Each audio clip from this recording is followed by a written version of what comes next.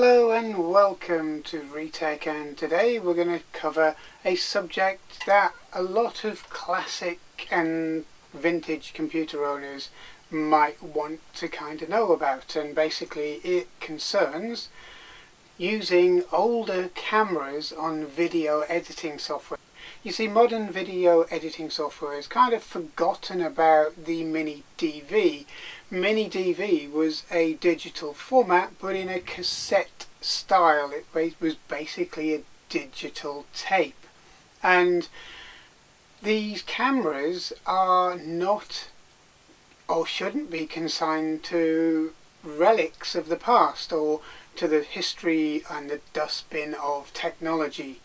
These cameras are used every day. They're used in professional applications. They're still used today. You see, these three cameras here are all from Sony. All their professional and semi-professional range. You've got the full professional range of your Sony camera here with XLR inputs, mixing ability for the audio on the side of the camera itself, so you can actually add in gain or fade in and fade out certain microphones for stereo effect. You can use XLR radio mics, you can do onboard editing, you can basically do as much as you really want to, and that doesn't include the onboard stereo mic, etc. on it. The XLR mics on these are 48 volts and they basically are very good powered mics. Now, you don't find that on modern equipment because generally cameras are more consumer led from the range that you can go out and buy in the high street. Now, this next model down is another Sony. It's kind of the slightly junior brother to this one. It's got most of the same features, but it doesn't have XLR, but it has other inputs. And all of these cameras are from the professional and semi-professional range. It still has mixing of audio, so on the side, and you can do just about as much as you can on this camera, but without the XLR side of it. Then we have the Sony at the back, the shoulder mounted camera. I've taken the gimbal off because it's quite a large unit with it on, and this one again, semi-professional camera. It's from the Sony fleet of cameras of the time, and they've all got one thing in common. Now, that thing in common is that they all run Firewire. They all run Firewire. These run USB as well, and so does this, but predominantly the output was Firewire when these were designed. You see, Sony used Firewire as its kind of major form of data transfer, and it was developed with Apple. So Apple and Sony got together to develop this standard, which is why all Apple machines until probably a decade ago had Firewire as their default choice. Now, today not very many machines, if at all, have the option of Firewire, and that limits them. And also the format these cameras use are basically Blu-ray, the format it saves the files in. So again, limits their uses in modern equipment, because modern equipment's looking for more, how can we say, consumer-led files and folders, consumer-led items, so your movie files, your JPEG files, your MP3, MP4 and so on files. It's not looking for a Blu-ray system, a TS file. Now, that causes problems because most packages don't recognize them. Most computers don't have Firewire cards, and because of that they're pretty kind of much of a niche market. Now, if you've got an older Macintosh iMac, they have Firewire ports as standard because again they developed them and with Sony, and that was their de facto default standard, and you can use the editing suite as they are. You just plug in the camera and off you go. You download everything that you've recorded and just edit away as you feel fit. Now, that's not the case on a modern machine running Windows or even a lot of Linux hardware as well. So you kind of stuck to a point. You can put in a Firewire card on a desktop PC, and that would solve the immediate problem. So then how do you transfer the images off of the cassette onto your PC? Well, there are a couple of programs out there. VLC Player actually does it. HDV Split actually does it in full high definition. Now, one of the things that these are all high definition cameras. They can do standard definition, which is still used in broadcasting from TV studios because of bandwidth and space it takes up to do it on their servers and so on. And it's kind of an easier format for most people around the world to actually stream as well. Now, these cameras are 1080i, not 1080p, and 1080i is still a format that's used in broadcasting because it doesn't use the same amount of resources and bandwidth that 1080p uses, and that's why it's still a go-to professional format even now. So we have issues with getting the images off of these cameras. Now you can, for each one of these cameras, buy a Sony hardware recorder which sits on the back. It looks like an extended battery pack, and it does record your data directly without the use of your tapes, and it's brilliant. But they're even second hand, they're worth a lot of money now, and when you're talking for up to £500 for a version of Sony's digital recorder to add on these cameras, then you know, if you've got a few cameras it starts getting very pricey. Plus you're limited in size of memory cards you can use on them as well. So again, they're not the best option for everybody. Now each and every one of these cameras has different formats you can use for outputting the video. USB on all of these, Firewire on all of these, AV on all of these, and on some of these we have HDMI out, which is perfect because we can look at a different way of getting the information or the video off of these cameras and putting it onto a modern PC. Now you could just use USB or Firewire and just run the tape through, and that's perfectly fine because the quality is really good on these cameras. They have a genuine zoom lens on them, not a digital lens, and their clarity is amazing with their 3CCD technology that's on board of all of these cameras. But some people would want a digital copy of the images that they took and the video that they took, which, you know, is fine. It does speed things up just a little bit if you're in a bit of a hurry to try and get the information off, and using a micro SD card would make it even better. So what are the options? Well, we're going to take these two cameras away because these two are more aimed at the sort of top-endish professional market. This one's aimed at the semi-professional, and because of that it has a standard HDMI port in it, so we're going to base it on this, which is actually one of my favourite shoulder mount cameras anyway. So let's take a look and see what we come up with. So we have this, and this is my Sony 1000, and you got HDV 1000, you got a P, an E and various other denominations after the model name, and it depends on which format you're using, whether it's PAL, NTSC, CCAM obviously as well. But in today's world it really doesn't matter because most TVs will display anything from any region just about, whether it's PAL, NTSC, CCAM and so on. So it doesn't really matter, and once you get the data onto your PC or your images straight off the camera itself, it actually doesn't matter again. So, you know, it depends on what version you're using. They work very much the same, and the reason why you'll probably be asking, why all Sony? Well, that's my preferred model, because I find them massively reliable.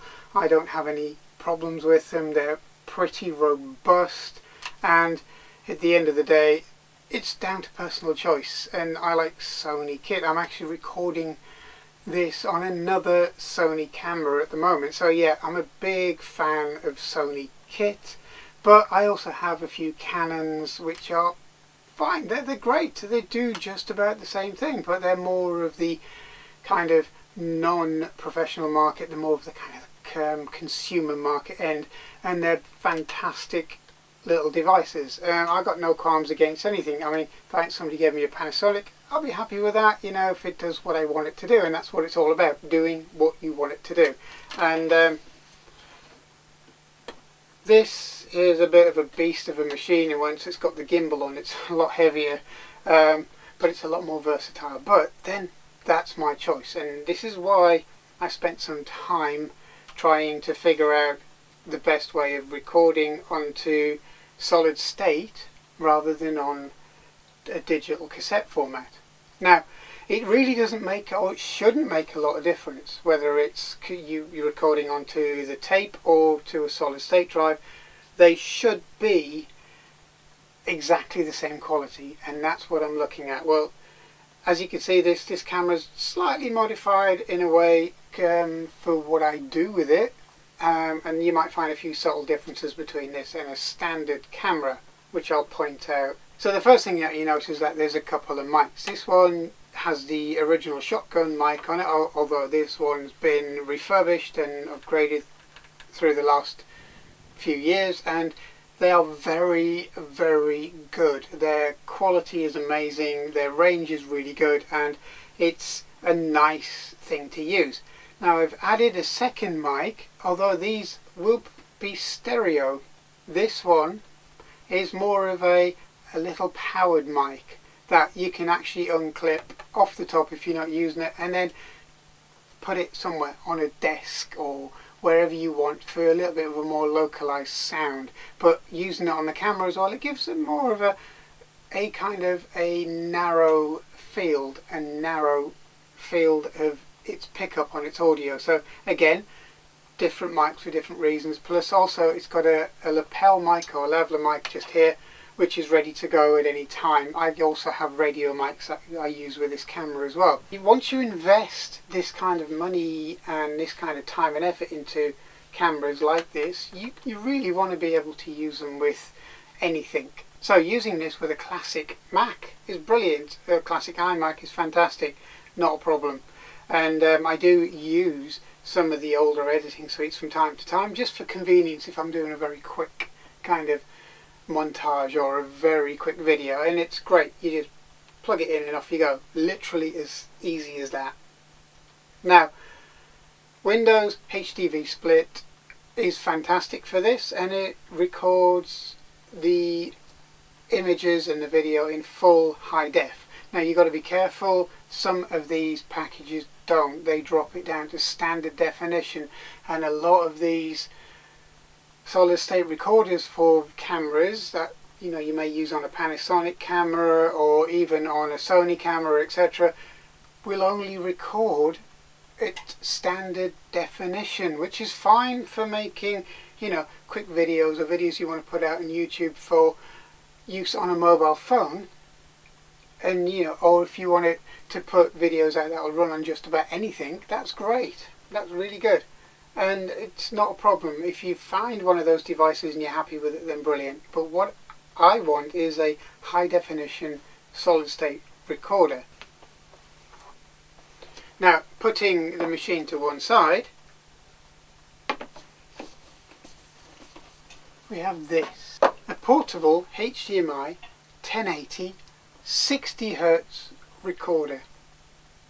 And it's designed, and I'll read it straight off the box just so you know, it's a standalone recorder of 1080 60 frames per second. You see it says 60 Hz on there, 60 frames per second on the blurb, so that might be a problem really. Support snapshot during recording, 3.5-inch screen for previewing and playback, built-in battery. And technically this unit can last for about an hour and a half off of its battery. And that's not a bad thing, because an hour and a half recording off of this with this fairly large screen on it is going to be okay for most people. And the thing is, I will be using this mostly in a studio anyway, and you can power it from a standard micro USB cable, which is fine. Now you have HDMI in, HDMI out on this, and you also have a power switch as well. Now the only other thing that you'd have to buy was a micro SD card, which goes in the slot on the top, just like most other devices. And when I saw this, I thought this could be an ideal way of connecting to this camera. Now this camera under this flap here has a standard HDMI port, and all you need to do is connect a cable to this and then it will work. And that's the theory. And the thing is, it will work powering both the digital tape and the solid state drive. So that was the plan. That was the thing about this easy capture device. If you search for them now, they're under lots of different names.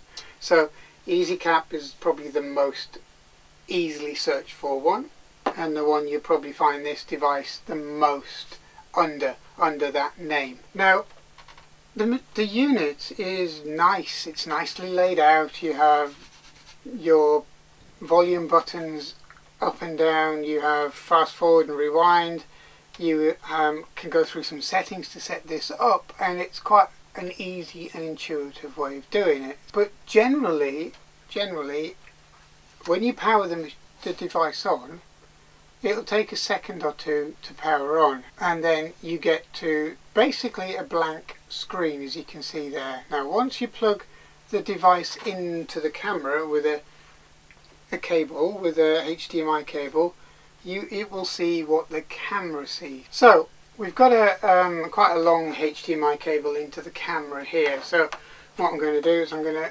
turn the camera on. Okay, so we'll literally have the camera on. Okay, so I've just pointed at something so you can actually see what's going on. So if we turn this on, and it'll take a minute or so to come up. I've turned the volume down because you don't need to hear it. It just plays a quite a daffy little startup tune. It's very cheesy, and as you can see on the screen, okay, you can see the image that the camera is producing. So if I turn this around,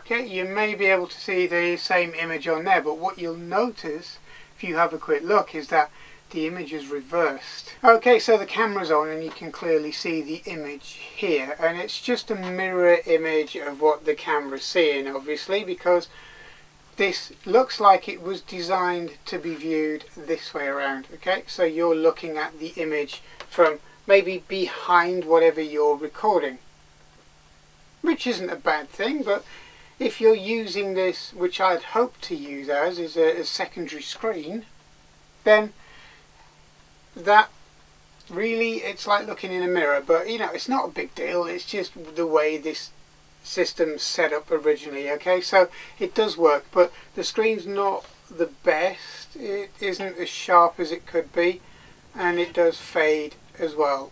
So if I place this down here, you can clearly see the screen, and it's alright. It works really well. Now the other good thing you get with this is a remote control. I mean, this controls everything on the unit itself, and basically there's a single touch record on this, or you can press this top button here, which will record whatever you want to see. Now my initial thoughts on this is great. You have a remote control, a system that you can use with a camera like this and basically make it solid state, and then you could actually, if you're filming in a studio, well, this can be mounted to the front of the camera or thereabouts, or on one of the brackets here and here, so you can actually use it as well. And there's plenty of scope by removing this mic, putting a dual one on there and having it mounted here, and that would be ideal. And that would be a great way of having a second screen so you can see exactly what you're doing. Or you could even mount it hidden behind your desk and so on, because there's a long enough cable on here to do that with. And you know, you just have to angle it because this screen isn't the best. But then, you know, at the end of the day, what do you expect? It's, you know, it's about £100 for one of these, compared to £300 to £500 for the official Sony version. And this can record for longer, and this can basically use standard SD cards, and it's, you know, much more convenient. And you can use it off of the camera to review what you've taken as well. You can plug in headphones and an extra microphone as well, so you can, you know, enhance what you're recording. So there's a lot of options on this. Now I'll just read through the options on this just so you have a good look at it. So if we go through the options, it's a little settings button on the bottom. You don't have a lot. You got power save, time, date, language, date stamp, okay? And then as you go down, you have schedule recording, so you can do a time recording, and then your system, which gives you card info. This one's got 60 gig free, and then you can format your card, and that really is about it. There's not a massive amount to it. There's not really hundreds and hundreds of settings. If I go through the settings on this camera, I've got everything from standard definition to high definition to balance to volume control to mic control to inputs to everything you can think of. There's hundreds of changes you can make to these cameras. This is just a basic recorder.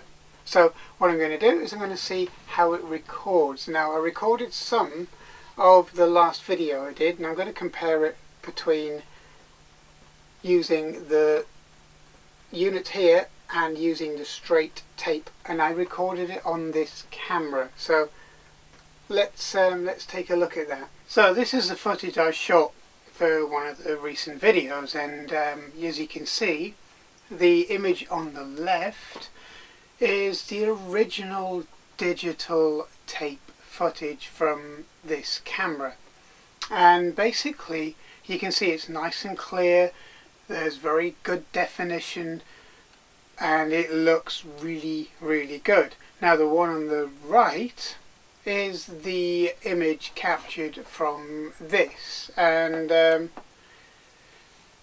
it's okay. It's probably better than I thought. I thought it was going to be fairly terrible, to be fair, because it's not an expensive product. But it does lose some definition and it does lose some colour.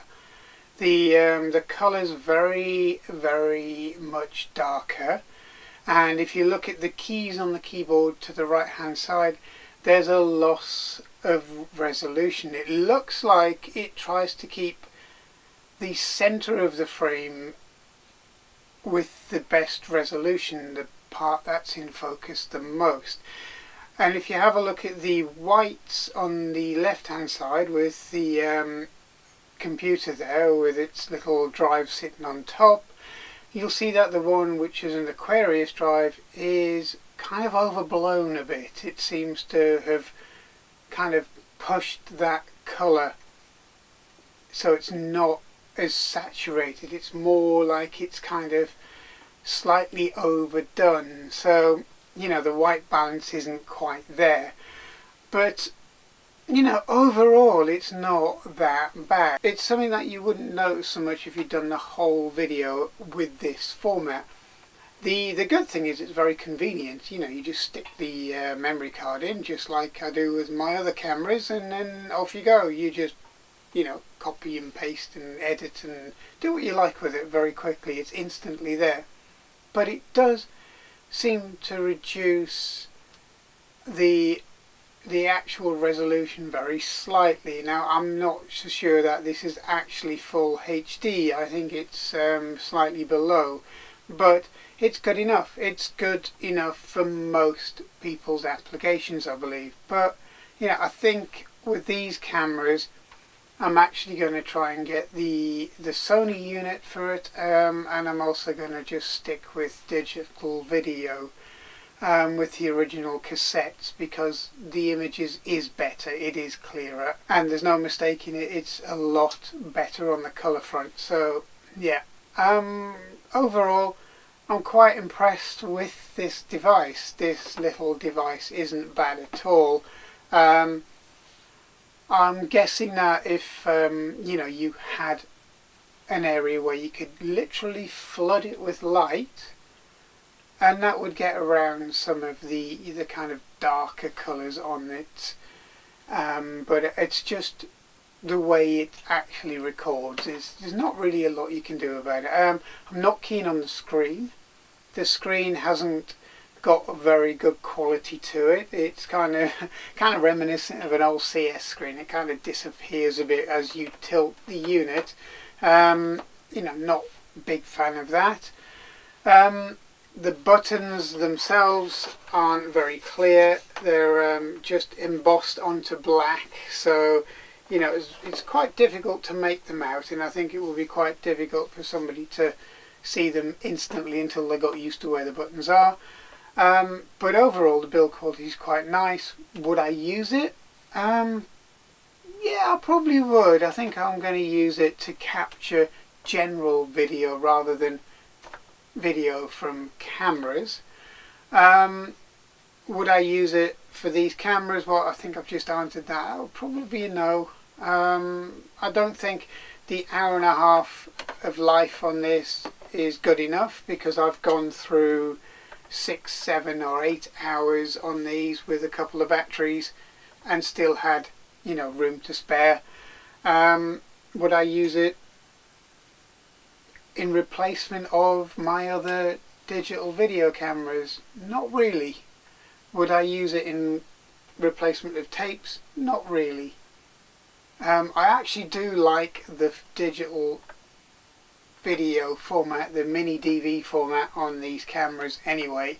So it wouldn't really be a massive issue for me not to have this, because the amount of time it takes to put that onto your PC, it's not really worth the hassle. You just, by the time you've had a coffee or a drink or whatever, you've come back, it's all done. You know, you're ready to crack on working with it. And if I was that fussed about it, I'd use one of my other cameras, my other Sonys or my Canons, with, you know, basically a memory card built into them. But you'd lose a lot of functionality by doing that. You'd lose a lot of ability just to plug this into a classic Apple Macintosh or a classic PC and just work on it straight away.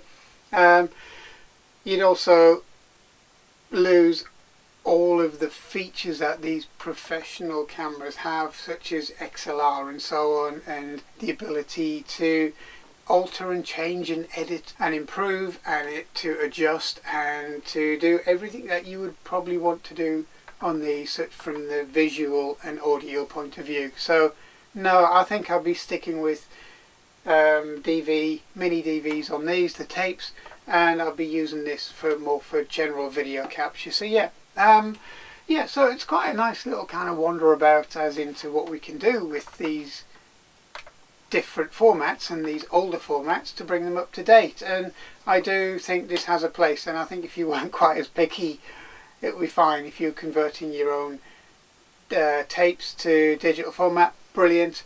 If you want to play around with a digital format before you make the plunge, yeah, great. I mean, the image on this is not really a lot different to my HD Canon video camera, little kind of handy cam style camera, and the image isn't any different. So I guess you kind of get used to the higher quality formats from professional cameras, but you know, it's just one of those things. It's what you get used to, and I think this is worth the money. I do actually think these are worth the money and the effort and the time to go and buy one. So yeah, it's not a bad product, not for the money, and it will allow you to use your classic PC or your classic Apple or your classic anything a lot easier, and it would also integrate with your modern PC and your modern Mac and your modern Linux machine and so on a lot easier than these type of cameras would on their own. So yeah, so I hope you enjoyed that. Thanks for watching. I hope you subscribe. Again, jump on Patreon if you feel like you would like to, and I hope to see you next time on this channel. So thanks a lot, and I'll see you soon. See you. Bye bye.